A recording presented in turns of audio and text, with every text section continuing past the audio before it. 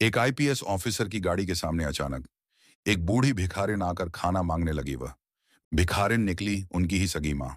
फिर क्या हुआ दोस्तों? जिंदगी कभी कभी ऐसे मोड़ पर ले आती है जहां इंसान के हौसले और जज्बे की असली परीक्षा होती है। आज की कहानी एक ऐसे लड़के की है जिसने जिंदगी के सबसे कठिन हालातों का सामना करते हुए भी हार नहीं मानी। ये कहानी है अमित शर्मा की। एक ऐसा बच्चा जिसे बचपन में ही अपनी माँ से बिछड़ना पड़ा, अनाथ आश्रम में पलना पड़ा, और फिर हालातों से लड़ते लड़ते वह बन गया एक कड़क और ईमानदार आईपीएस अधिकारी। लेकिन कहानी यहीं खत्म नहीं होती। किस्मत का एक ऐसा खेल हुआ कि जब अमित अपने कर्तव्य पर था, तभी सड़क किनारे उसे मिली एक बुजुर्ग महिला। एक महिला जो उसके जीवन से गहराई से जुड़ी थी। पर अमित इस बात से अनजान था। तो आखिर कौन थी वह महिला?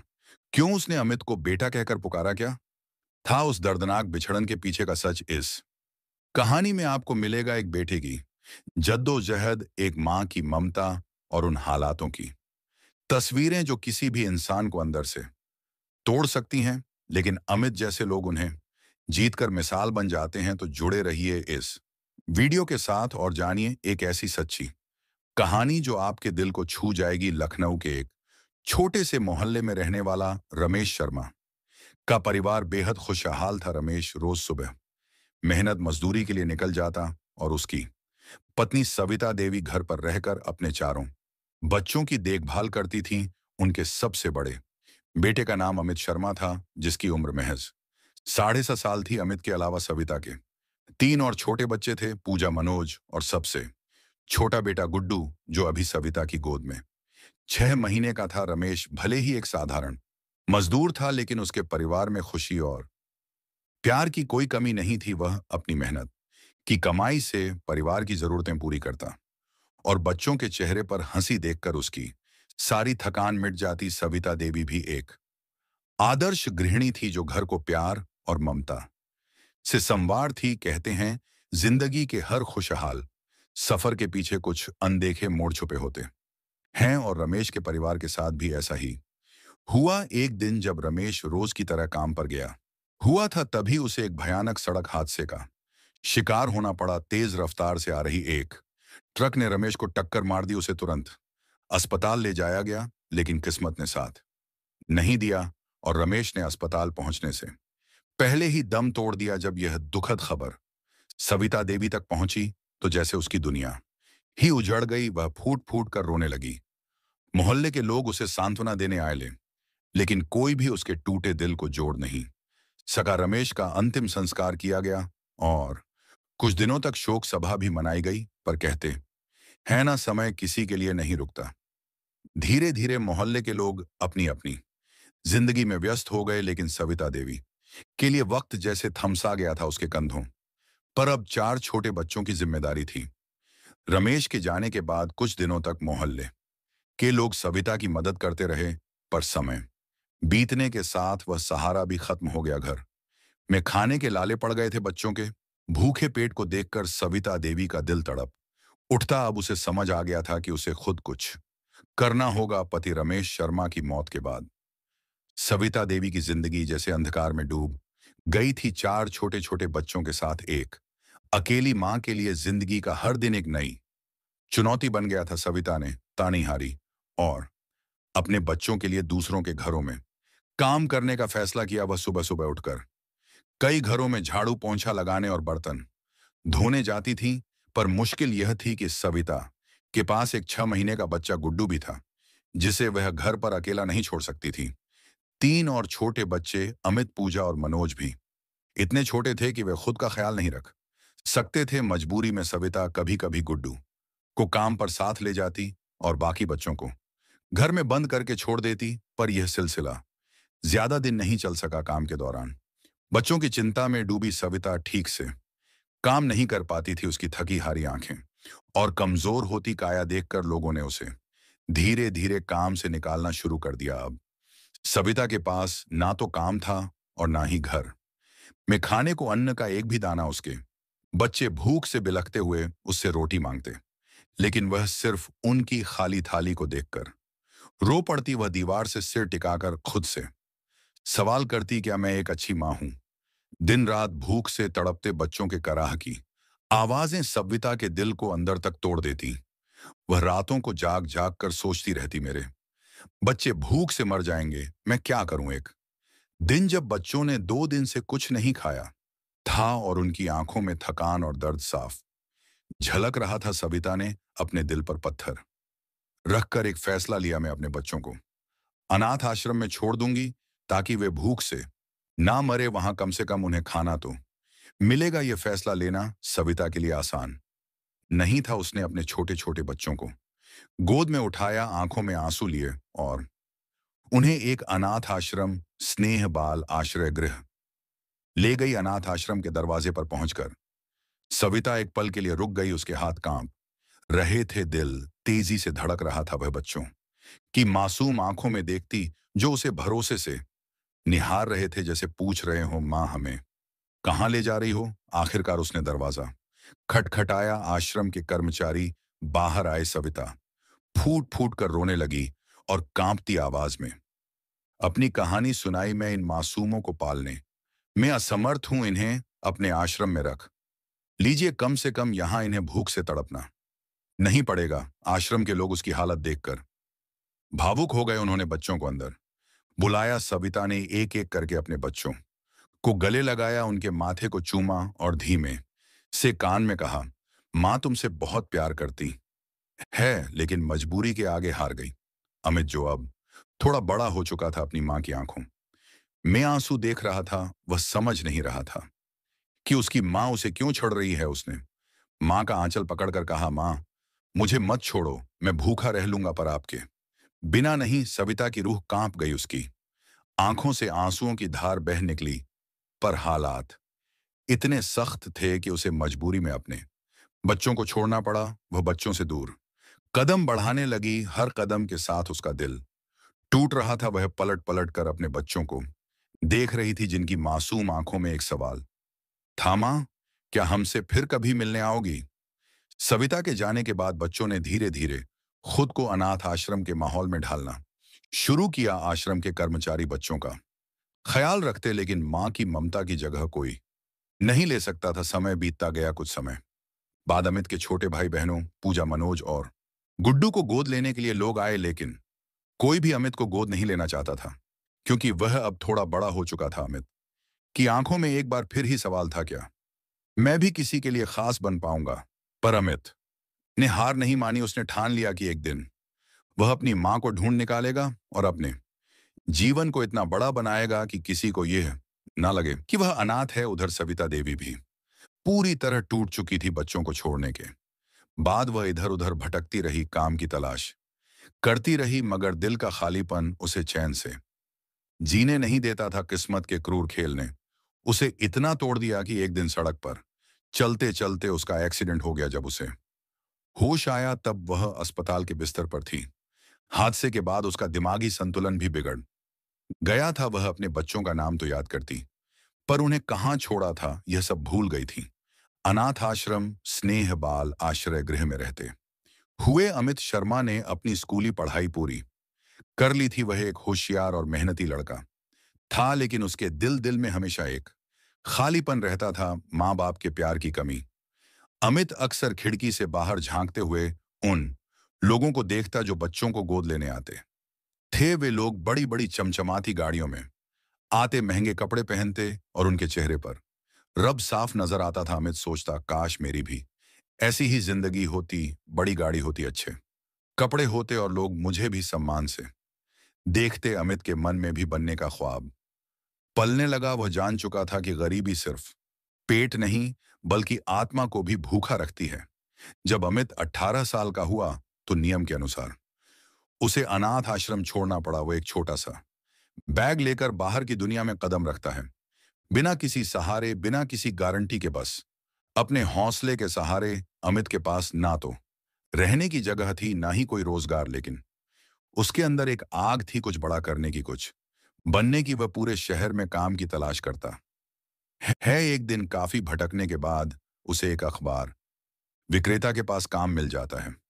सुबह सुबह उठकर वह लोगों के घरों में अखबार पहुंचाने लगा। यह काम छोटा जरूर था, लेकिन अमित के लिए यह उम्मीद की एक नई किरण थी। अमित ने सोचा, अगर मुझे इस दुनिया में आगे बढ़ना है तो पढ़ाई ही मेरा सबसे बड़ा हथियार है। अखबार बांटने से जो भी पैसे मिलते उनमें से कुछ वह अपनी जरूरतों पर खर्च करता और बाकी बचाकर पढ़ाई के लिए जमा करता। दिन में पढ़ाई, सुबह सुबह अखबार बांटना और रात को थकान से चूर होकर फुटपाथ पर सो जाना, यह अमित की रोजमर्रा की जिंदगी बन गई थी। समय बीतने के साथ अखबार बांटने के अलावा अमित ने और भी कई छोटे मोटे काम कि कभी जूते पॉलिश करता, कभी कारें साफ करता, कभी ट्यूशन पढ़ाकर कुछ पैसे कमा लेता।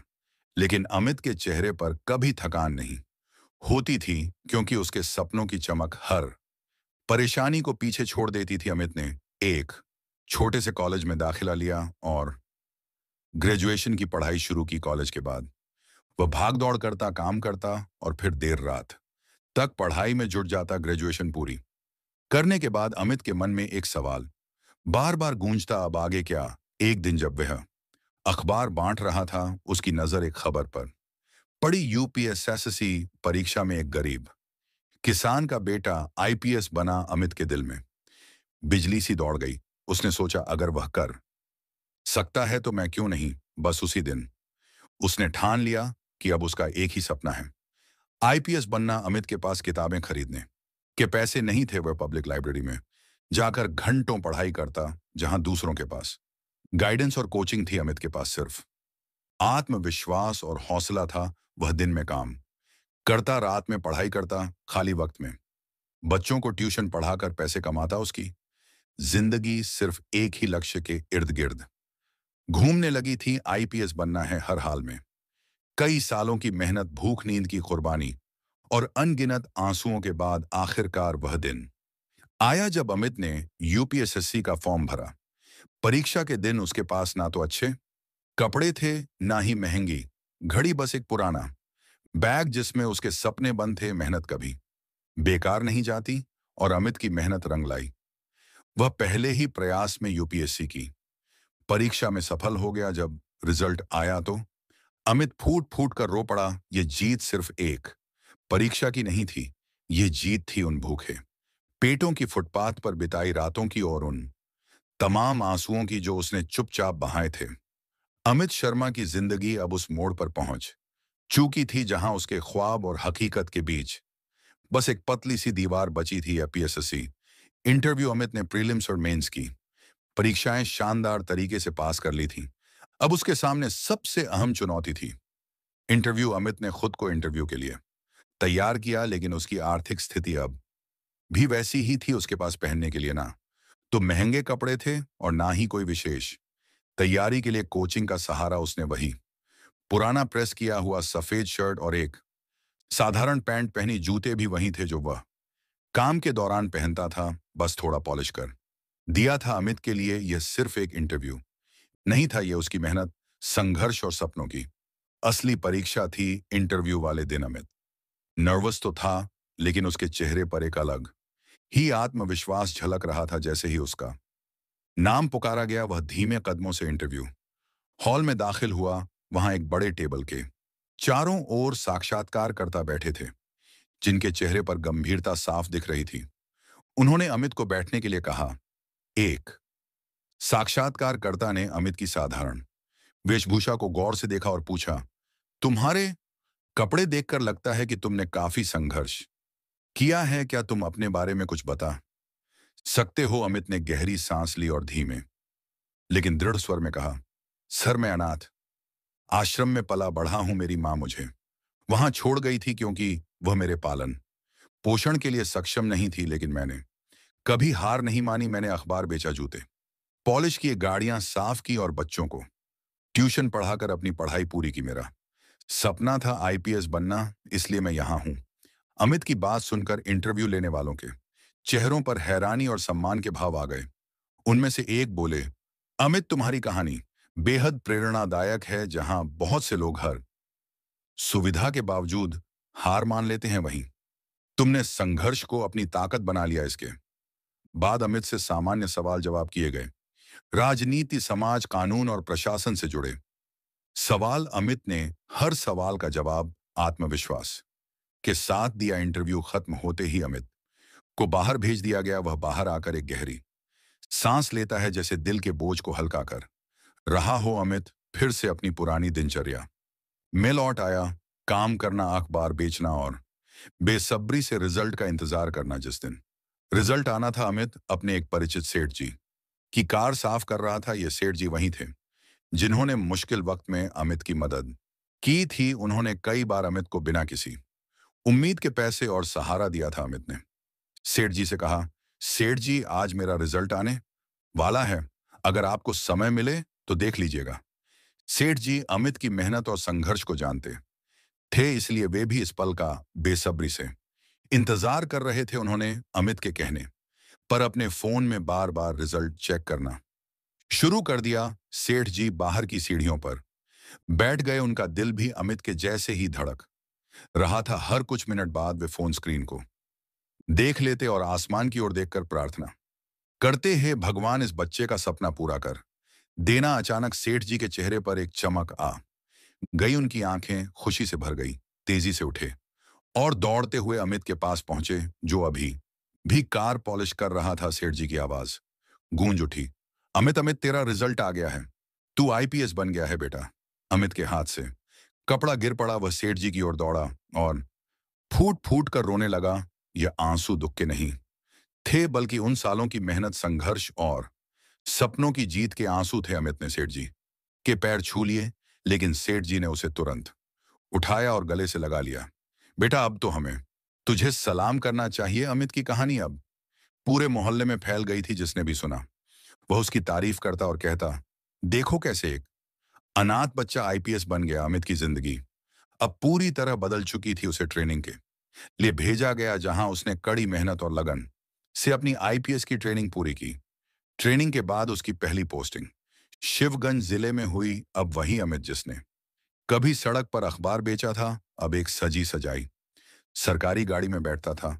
उसके आगे पीछे गार्ड होते थे और लोग उसे सम्मान से सलाम करते थे। अमित शर्मा, जो अब एक सम्मानित और ईमानदार आईपीएस अधिकारी बन चुका था, अपनी नई पोस्टिंग पर पूरी जिम्मेदारी और निष्ठा से काम कर रहा था। एक दिन जिले में एक बड़े और गंभीर अपराध की खबर आती है। यह मामला इतना संवेदनशील था कि अमित को तुरंत एक आपातकालीन बैठक बुलानी पड़ी। अमित ने जिले के सभी पुलिस थानों के अधिकारियों को बैठक के लिए बुलाया। वह अपनी सरकारी गाड़ी में गार्ड और ड्राइवर के साथ सीधे जिला पुलिस मुख्यालय पहुंचता है। वहां सभी अधिकारी गंभीर मुद्रा में अमित के निर्देशों का इंतजार कर रहे थे। अमित ने अपराध से जुड़े सभी पहलुओं पर विस्तार से चर्चा की, जरूरी निर्देश दिए और सभी को सजग और सतर्क रहने का आदेश दिया। बैठक खत्म होने के बाद वह अपनी गाड़ी में बैठकर घर लौटने लगा। रास्ते में जैसे ही गाड़ी सरस्वती मार्ग पर पहुंची, अचानक एक बुजुर्ग महिला लड़खड़ाते हुए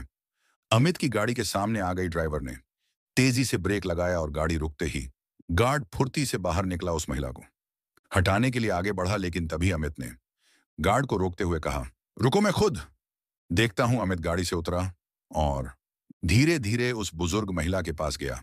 महिला बेहद कमजोर थी। उसके कपड़े फटे पुराने थे, चेहरे पर धूल और थकान की लकीरें साफ दिखाई दे रही थी। जैसे ही अमित उसके करीब पहुंचा, महिला कांपती हुई आवाज में बोली, बेटा तू आ गया, मेरे लिए खाना नहीं लाया। अमित के कदम रुक गए, उसकी आंखें नम हो गई। बेटा, यह शब्द सुनकर उसके दिल में एक अजीब सा एहसास हुआ। वह कुछ पल के लिए स्तब्ध रह गया, क्योंकि पूरी जिंदगी में पहली बार किसी ने उसे इस तरह बेटा कहकर पुकारा था। अमित के दिल में एक सूनापन था, जो इस एक शब्द से भरने लगा। उसकी आंखों से आंसू बहने लगे। वह खुद को संभालते हुए धीरे से बोला, माँ जी आप कौन हो और यहाँ इस हाल में क्यों हो? बुजुर्ग महिला ने जवाब दिया, बेटा तुम तो मेरे लिए खाना लेने गए थे ना, अब तक कहाँ रह गए? अमित महिला की उलझी हुई बातें सुनकर समझ गया कि शायद उसके दिमाग में कोई समस्या है। महिला की हालत देखकर अमित का दिल भर आया। अमित ने गार्ड को इशारा किया और बुजुर्ग महिला का हाथ पकड़कर बड़ी ही विनम्रता से बोला, माँ जी चलो मेरे साथ, मैं आपको खाना खिलाऊंगा। महिला थोड़ी हिचकिचाना अमित के चेहरे की ममता देखकर मान गई। अमित ने उसे गाड़ी में बिठाया और ड्राइवर से कहा, गाड़ी एक अच्छे होटल पर ले चलो। होटल पहुंचकर अमित ने महिला के लिए गरम गरम खाना मंगवाया उसने।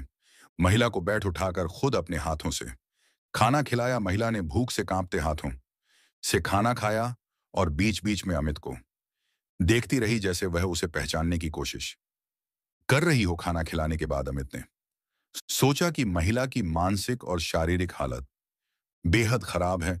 उसने तुरंत फैसला लिया कि वह महिला को एक अच्छे सरकारी अस्पताल में भर्ती कराएगा। अमित ने महिला को गाड़ी में बिठाया और उसे शिवगंज जिला अस्पताल ले गया।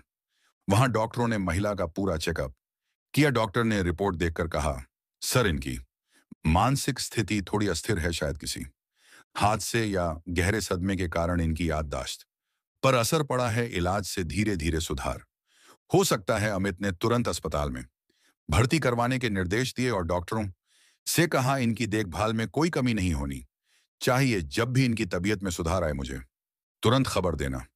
अमित ने अस्पताल के स्टाफ को महिला के इलाज का पूरा खर्च उठाने की जिम्मेदारी सौंपी। अमित अस्पताल से लौट आया, लेकिन उसका दिल बेचैन था। कौन है यह महिला? क्यों उनकी आंखों में मुझे देखकर एक अजीब सा अपनापन दिखा? वह रात भर सो नहीं सका। बार बार महिला की कांपती आवाज, बेटा तू आ गया, उसके कानों में गूंजती रही। 15 महीने बीत गए। एक दिन अमित के फोन पर अस्पताल से कॉल आया। डॉक्टर की आवाज में उत्साह था। सर, वह बुजुर्ग महिला अब काफी हद तक ठीक है।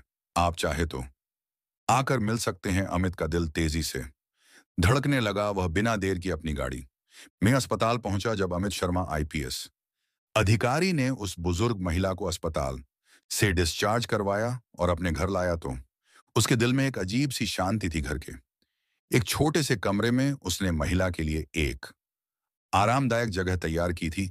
उसने बड़े प्यार से कहा, माँ जी, अब से आप यहीं मेरे साथ रहेंगी। आपको किसी भी चीज की चिंता करने की जरूरत नहीं है। अमित के यह शब्द सुनकर बुजुर्ग महिला की आंखों में आंसू भर आए। वह अमित को टुकुर टुकुर देखती रही और धीरे धीरे कांपती हुई आवाज में पूछ बैठी, बेटा तू कौन है? तू क्यों मुझे अपने साथ रख रहा है? अमित ने हल्की मुस्कान के साथ जवाब दिया, माँ जी, आप मुझे सड़क पर मिली थी उस दिन। आपने मुझे बेटा कहकर पुकारा था। उस एक शब्द ने मेरे दिल को छू लिया था। उसी पल मैंने सोच लिया कि अब से आप मेरी माँ बनकर मेरे साथ रहेंगी। वैसे भी इस दुनिया में मेरा कोई नहीं है। मैं अनाथ हूं और अनाथ आश्रम में पला बढ़ा हूं। जैसे ही अमित ने अनाथ आश्रम का नाम लिया, बुजुर्ग महिला एकदम से सिसक लगी। उसकी आंखों से आंसुओं की धारा बहने लगी। वह फूट फूट कर रो रही थी, जैसे दिल का हर दर्द बाहर आ रहा हो। अमित घबरा गया। उसने तुरंत उनका हाथ पकड़कर सांत्वना दी, माँ जी, आप क्यों रो रही हैं? क्या मैंने कुछ गलत कह दिया? महिला ने आंसू पोंछ और गहरी सांस ली। फिर कांपती हुई आवाज में बोली, बेटा मेरा नाम सविता देवी है। मैं भी कभी एक खुशहाल परिवार का हिस्सा थी। मेरे पति का नाम रमेश शर्मा था। हम लखनऊ में रहते थे। रमेश मेहनत मजदूरी करते थे और मैं घर संभालती थी। हमारे 4 बच्चे थे, सब छोटे छोटे मासूम। तुम्हारे जैसे। सविता की आंखों में दूर अतीत की तस्वीरें उभर आईं। उसने कांपते हुए आगे कहा, लेकिन एक दिन अचानक एक हादसे में तुम्हारे पिताजी रमेश की मौत हो गई। उस दिन से मेरी दुनिया उजड़ गई। मेरे पास ना तो काम था, ना ही पैसे और ना ही सहारा। 4 छोटे छोटे बच्चों को पालना मेरे लिए नामुमकिन हो गया था। अमित अब ध्यान से उनकी बात सुन रहा था। उसके दिल में हलचल मच रही थी, जैसे कोई भूली बिसरी यादें सिर उठा रही हों। सविता की आंखों से लगातार आंसू बह रहे थे। वह बोली, मैंने बहुत कोशिश की, पर भूख से बिलखते बच्चों को देख पाना मुश्किल हो गया। मजबूरी में मैंने वह फैसला लिया जो शायद ही कोई मां ले सकती है। मैंने अपने बच्चों को एक अनाथ आश्रम में छोड़ दिया, ताकि वे भूखे ना। अमित की आंखों के सामने जैसे उसकी पूरी जिंदगी की तस्वीरें घूम गईं। अनाथ आश्रम के दिन, अकेलापन, संघर्ष और अब इस महिला की कहानी। वह धीरे धीरे उनके पास झुका और कांपती आवाज में पूछा, माँ जी, क्या आप बता सकती हैं आपके बड़े बेटे का नाम क्या था? सविता ने आंखें पोंछ हुए जवाब दिया, मेरा बड़ा बेटा, उसका नाम था अमित। अमित शर्मा। अमित के हाथ से पानी का गिलास गिर पड़ा। उसकी आंखों में आंसू आ गए। वह एक पल के लिए सांस भी नहीं ले सका। फिर कांपते हुए आगे बढ़ा, सविता को गले से लगा लिया और फूट फूट कर रोते हुए बोला, मां मैं ही हूं तुम्हारा अमित। सविता कुछ पल के लिए सन्न रह गई, उसे विश्वास ही नहीं हुआ कि यह तेज तर्रार आईपीएस अधिकारी उसका अपना बेटा है। वह अमित के चेहरे को अपने कांपते हाथों से सहलाने लगी, जैसे सालों बाद कोई सपना हकीकत बन गया हो। फिर वह जोर जोर से रो पड़ी, बेटा अमित, मेरा अमित, मैंने तुझे छोड़ दिया था, माफ कर दे बेटा, माफ कर दे। अमित भी रो रहा था। उसने अपनी मां को और कसकर गले से लगा लिया। मां, इसमें माफी की कोई बात नहीं, तुम मजबूर थी और आज किस्मत ने हमें फिर से मिला दिया। काफी देर तक रोने के बाद जब दोनों थोड़े शांत हुए, अमित ने अपनी मां से धीरे धीरे पूछा, मां, लेकिन तुम हमें छोड़ने के बाद कभी वापस क्यों नहीं आई? क्या कभी हमें याद नहीं किया? सविता ने गहरी सांस लेते हुए कहा, बेटा जब मैंने तुम्हें अनाथ आश्रम में छोड़ा और घर लौट रही थी, तभी एक भयानक सड़क हादसा हुआ। मुझे सिर पर गहरी चोट लगी और जब होश आया तो मैं अस्पताल में थी, पर मेरी याददाश्त चली गई थी। मैं कुछ भी याद नहीं रख पाई, ना तुम्हारा चेहरा, ना तुम्हारा नाम, ना ही वह दिन जब मैंने तुम्हें खोया था।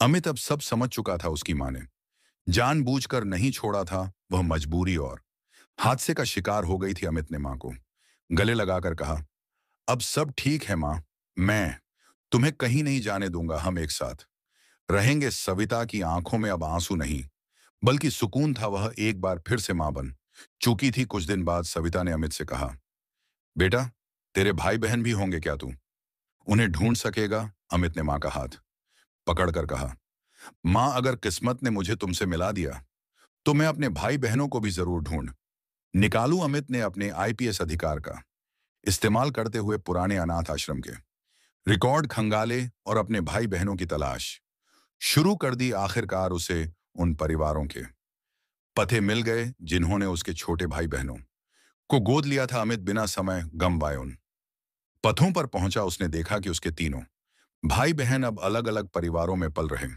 थे, लेकिन उनकी जिंदगी काफी खुशहाल थी। पूजा एक अच्छे स्कूल में पढ़ रही थी जहां उसे भरपूर प्यार और समर्थन मिल रहा था। मनोज एक सफल इंजीनियर बन चुका था और अपने नए माता पिता के साथ खुशहाल जीवन बिता रहा था। गुड्डू जो तब एक छोटा बच्चा था, अब कॉलेज का होशियार छात्र बन गया था और अपने नए परिवार में बेहद खुश था। अमित ने दूर से ही उन्हें देखा। उनके चेहरे पर मुस्कान देखकर उसके दिल को एक सुकून मिला। घर लौटकर अमित ने अपनी मां सविता से कहा, मां मैंने अपने भाई बहनों को ढूंढ लिया है, वे सभी अपनी नई जिंदगी में बहुत खुश हैं। उनके नए माता पिता ने उन्हें अच्छे से पाला पोसा है और वे अब किसी कमी के बिना जिंदगी जी रहे हैं। सविता की आंखें भर आई, लेकिन अमित ने आगे कहा, मां मैं नहीं चाहता कि हम उनकी जिंदगी में दखल दें। वे खुश हैं और उनकी अब अलग है। हमें उन्हें उनकी खुशी के साथ छोड़ देना चाहिए। हम दोनों एक दूसरे के साथ ही खुश रह सकते हैं। सविता ने बेटे की बात को समझा और भारी दिल से हामी भर दी। ठीक है बेटा, अगर तुम ऐसा चाहते हो तो मैं भी खुश हूं। समय बीतता गया। अमित और सविता अब एक दूसरे के साथ सुकून भरा जीवन बिता रहे थे, लेकिन एक दिन सविता ने अमित से कहा, बेटा अब तू जवान हो गया है, तुझे शादी कर लेनी चाहिए। जब घर में बहू आ जाएगी तो मेरा मन भी लगा रहेगा। अमित को अपनी मां की बात सही लगी। उसने मां की इच्छा का सम्मान करते हुए शादी करने के लिए हां कर दी। कुछ ही दिनों में अमित को एक सरल, संस्कारी और समझदार लड़की मिली जिसका नाम था नेहा। अमित ने नेहा से मुलाकात कर उसे अपनी मां से मिलवाया। सविता देवी ने नेहा को देखा और अमित से कहा, बेटा ये लड़की बहुत ही अच्छी है। मुझे पूरी उम्मीद है कि यह हमारे परिवार में खुशियां लेकर आएगी। अमित और नेहा की शादी धूमधाम से हुई। शादी के बाद उनका घर प्यार और खुशियों से भर गया। अमित जब ड्यूटी पर होता था तब नेहा और सविता देवी घर पर एक दूसरे का साथ निभाती। धीरे धीरे सविता देवी और नेहा के बीच मां बेटी जैसा गहरा रिश्ता बन गया। नेहा सविता का बहुत ख्याल रखती थी, जैसे वह अपनी सगी मां हो। अमित जब भी घर आता तो उसे देखकर दोनों के चेहरे खिल उठते। उनका छोटा सा परिवार अब पूरी तरह से खुशियों से भरा हुआ था। अमित की कहानी सिर्फ एक इंसान की सफलता की कहानी नहीं है, बल्कि यह संघर्ष, मेहनत और दृढ़ निश्चय की एक मिसाल है। उसने कभी हार नहीं मानी, चाहे हालात कितने भी कठिन क्यों ना रहे। अनाथ आश्रम में पला बड़ा, जूते पॉलिश किए, गाड़ियां साफ की, ट्यूशन पढ़ाया, लेकिन कभी अपने सपनों को टूटने नहीं दिया। और सबसे बड़ी बात, उसने अपने दिल में हमेशा इंसानियत के लिए जगह बनाए रखी। ये कहानी हमें सिखाती है कि जिंदगी में चाहे कितनी भी मुश्किलें आए, अगर हौसला मजबूत हो तो हर मंजिल को पाया जा सकता है। बहुत से लोग शिकायत करते हैं कि उनके पास साधन नहीं है, मौका नहीं है या हालात उनके खिलाफ हैं। लेकिन अमित की कहानी दिखाती है कि असली सफलता बाहरी चीजों से नहीं, बल्कि आपके अंदर के हौसले और मेहनत से मिलती है। तो दोस्तों, आपको अमित शर्मा की यह प्रेरणादायक कहानी कैसी लगी? क्या आपने इस कहानी से कुछ सीखा? आपके दिल को किस हिस्से ने सबसे ज्यादा छू लिया? अगर आपको यह कहानी अच्छी लगी हो तो वीडियो को लाइक करें, चैनल को सब्सक्राइब करें और इसे अपने दोस्तों के साथ शेयर करें, ताकि और लोग भी इस कहानी से प्रेरणा ले सकें। मिलते हैं अगले वीडियो में एक नई कहानी के साथ। तब तक के लिए धन्यवाद।